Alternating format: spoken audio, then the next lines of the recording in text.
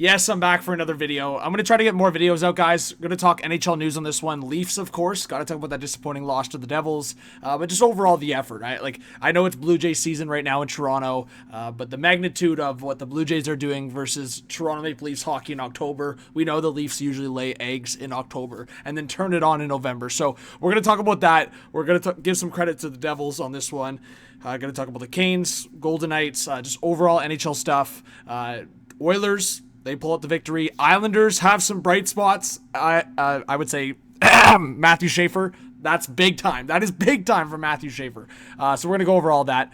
So let's start with the Flames, actually, because that's a big storyline. So Elliot Friedman's been hinting at some conversations with the Calgary Flames. They're 1-6. There's some veterans there that are not going to be happy, whether it's you look at Rasmus Anderson, you look at Nazem Kadri, you look at certain guys there. I wonder if they're going to be busy in the trade market. And there's this guy named Gavin McKenna. If you look at the Canucks and you look at the Flames, oh my goodness, one of those Western Canadian teams could get an absolute generational, or at the very least, an elite talent onto their team. We talked about the Penguins being maybe that team, but they've pulled out some victories recently, so we will see. But just going back to the Leafs, Flo Buds and a lot of other people talking about it, but like, is Carlo a guy that you potentially flip? Like, I talked about in the offseason, a lot of people called me crazy, but he's really not what was sold to Brad Treliving.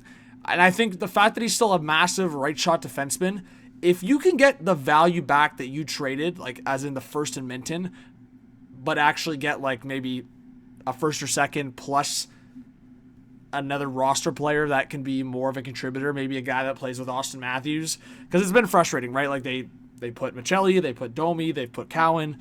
You know what? It really should be easy to play with Austin Matthews. So there's those conversations. Do you split up Matthews and Matthew Nyes? Maybe you put Matthew Nyes with Tavares and Nylander with Matthews. Try to get Nylander and Matthews going consistently 5-on-5. Nylander hasn't scored a goal with the goalie in the net yet. That's a thing. But yeah, Nazem Kadri to the Leafs would go hard. It would go hard. So we'll see if it ends up being a factor. I just want to do my quick thing about the Leafs before I get into the Matthew Schaefer, because I want to be positive here.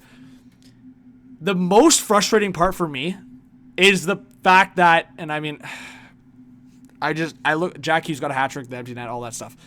Anthony Stolarz calls you out. Straight up calls you out. And what's your response? Seriously, what is your response? Nothing. I just think it's not even about... It's not about the result at the end of the day, but it really is, and it's really about how you show on the ice.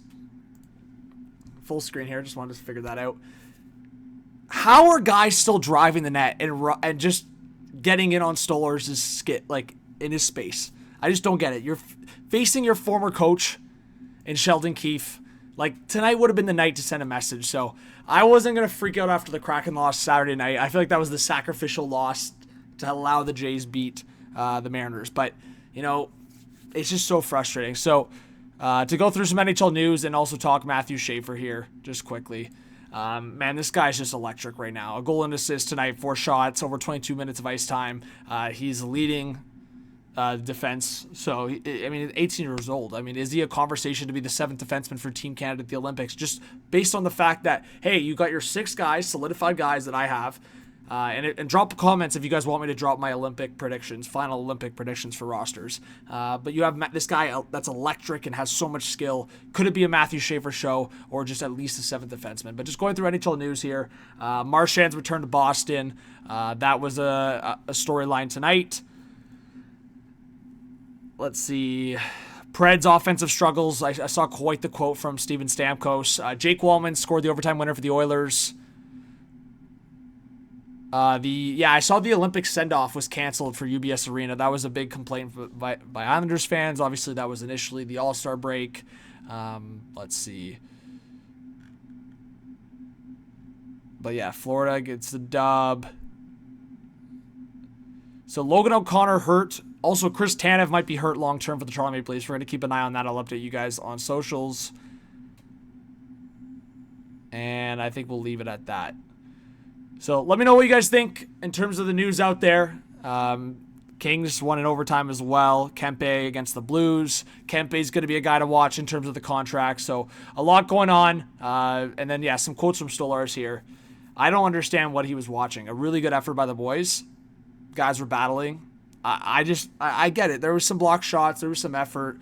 But really, to me, it does come to the result. The result is a 5-2 loss with the empty net, but it's also that effort throughout the second period was really brutal. So subscribe, like, comment, notification bell. We'll see you on the next one, guys. Peace.